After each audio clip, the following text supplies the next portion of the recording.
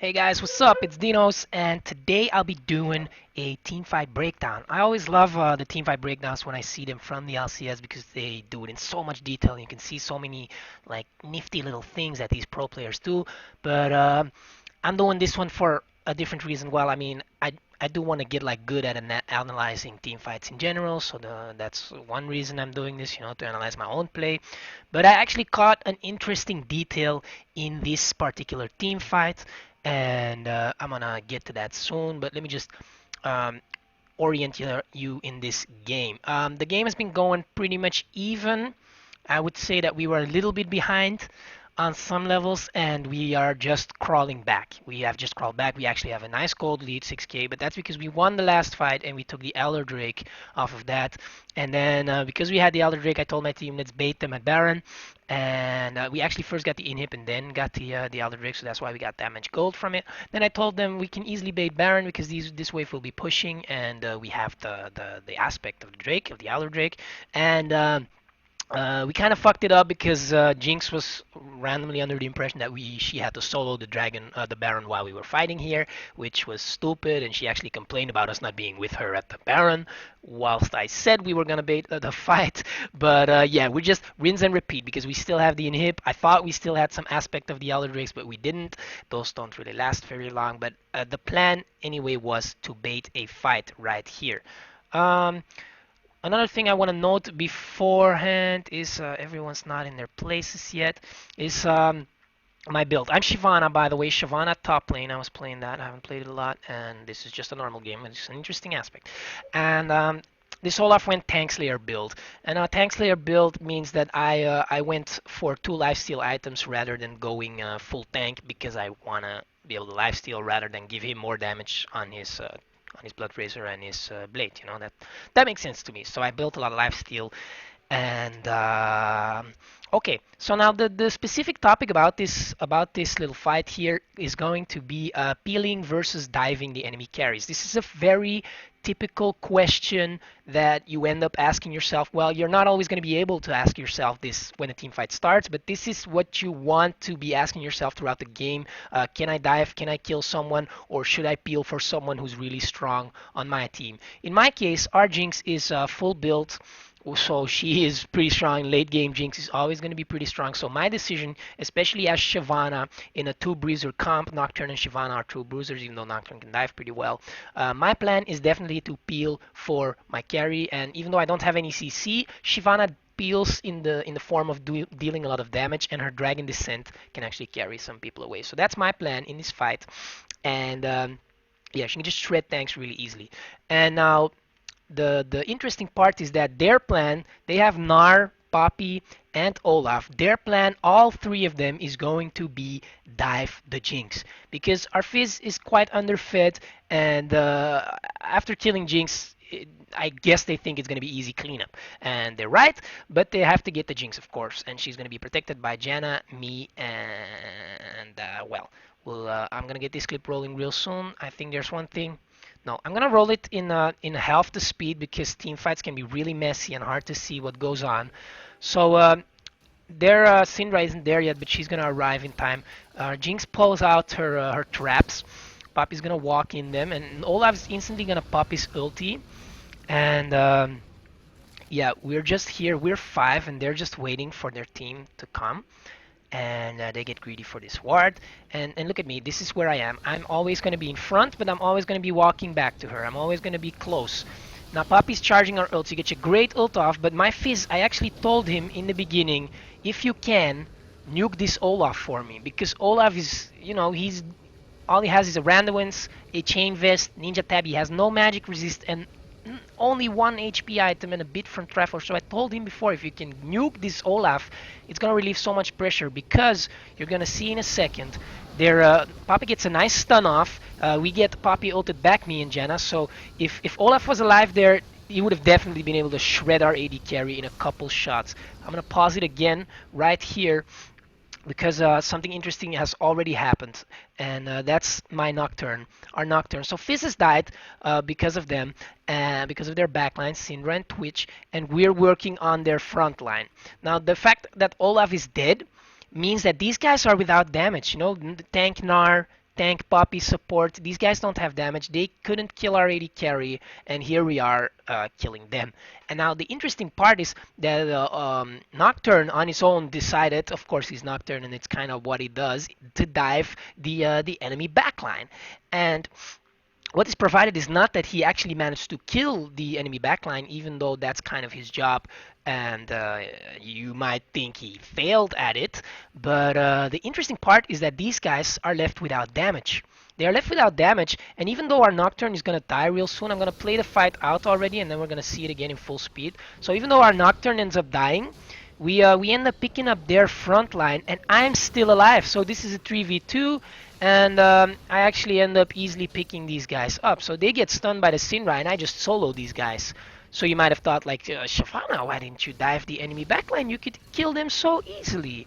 You could kill them so easily, and that's a really good question, and that's really what I'm trying to show you guys here in this fight breakdown. Is that if I dived, I'm gonna rewind this a little bit. Okay, this is a funny moment. If I dive the enemy backline in this case, what can happen is Poppy can stun me, Gnar can stun me, Olaf can fucking shred me, but he's dead already, and they can do damage while I'm stunned easily. So basically, we would be making their mistake. By all diving in, they give us the chance to kill them, to kill their front line. And as a bruiser comp with Shyvana especially, she's really good at just dashing straight through the front line, as in killing them, not dive past them, but dive through them and just straight up kill them. That's what she's really good at. And the difference between them and us is that they all commit to trying to kill our AD carry, and we only made one guy commit. Well, and you could say Fizz as well, and he dies for it, so they both died. We only committed, we committed less resources with the same result, the result being that they couldn't damage the rest of the team in this case. So we're gonna get the clip out rolling one more time so you can see this in real time. Poppy ults us away beautifully in a second. And yeah, the fact that Olaf dies here instantly is really big. So the Fizz ult comes out, Olaf dies instantly, he already wasted his ult before, and then the Puppy ult comes out, but then we dash back in, and we go ahead and just go straight through the front line like I said. Boom, and we can clean up. Now let's just watch what happens on the other side for a second. Is that, so here the fight happens again, and Nocturne dives in.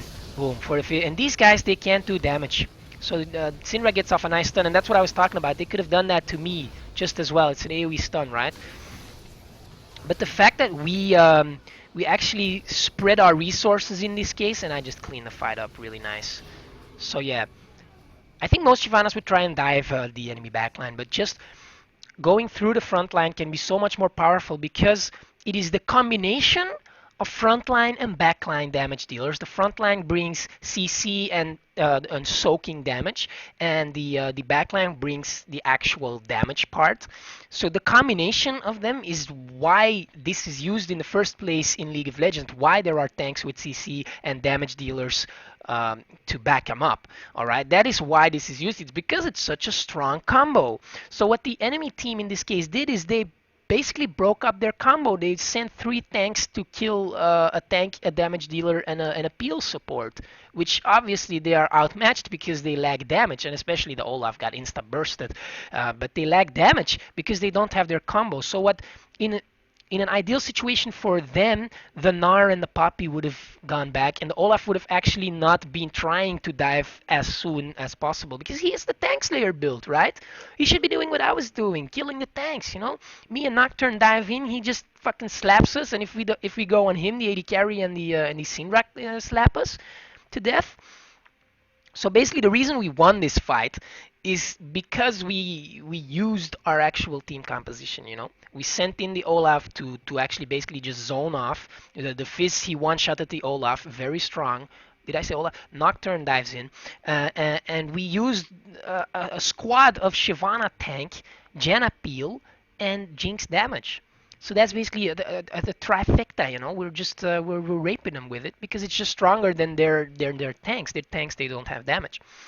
So yeah, what I want you to take away from this is that sometimes it is much more important for you to peel Sometimes it is much more important for you to dive the enemy carries, usually when your AD carry isn't really good or doesn't have a lot of damage and you think you can kill the enemy fit carry, stuff like that. But in fact, if you can allocate your resources perfectly, like, I mean, this was all based on because Nocturne, that's just what he does with his ultimate, so it was a really easy decision for him. And that's what Shyvana does, is actually shred the front line. So it was really, it wasn't even, we didn't even mention it like, Noct, you're diving it and I'm doing this or anything. But try to read into this. Like, I totally read into the fact, I didn't read into the fact that he would zone them. Don't worry about that. I'm not that good or anything. But that's why I'm rewatching this. I rewatched the fight to see like how did it go that well for us, because it wasn't going very well the whole game. You know, we had some good fights, we had some bad fights. Trust me. And but yeah, when I look back at it, I thought it was a really interesting dynamic how Nocturne actually zoned them off while we killed the tanks. And this is just a really strong strategy in general, I think, is peeling back with your carries and just killing the tanks first and then going through the front line. But yeah, I noticed in this case it was actually even stronger that one guy or two guys. Now the Fizz just traded with the Olaf, which was definitely worth. Look at his stats, look at his gold, 17k versus 14k, so very nice trade there. And yeah, the Nocturne just dove in and pretty much zoned them off. Even though he paid with his life, we actually killed two people, the two tanks, the CCs. You see, and we still had a real squad left. They just had two damage dealers without frontline. We had one frontliner, one backliner, and one peel Janna. So yeah, that just wins. That just straight up win those fights because we played it way better. All right. So yeah, I hope you enjoyed this little one about the team fights. If you liked it, let me know so I can do some more of them because I really love analyzing these things and I really think it matters a lot for myself to become stronger in this game in team fighting. Team fighting is actually one of my weakest points because there's so much happening and it's just really hard to do the right thing. But in this case, I think I really did the right thing.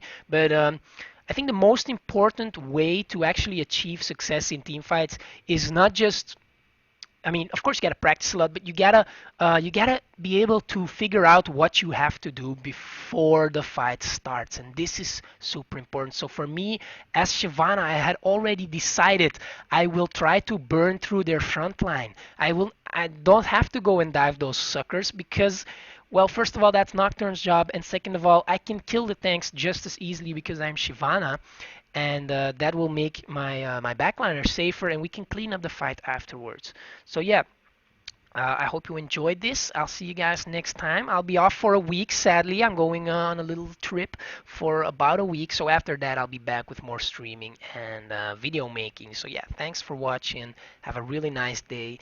And yeah, I'll see you in a week from now. Peace.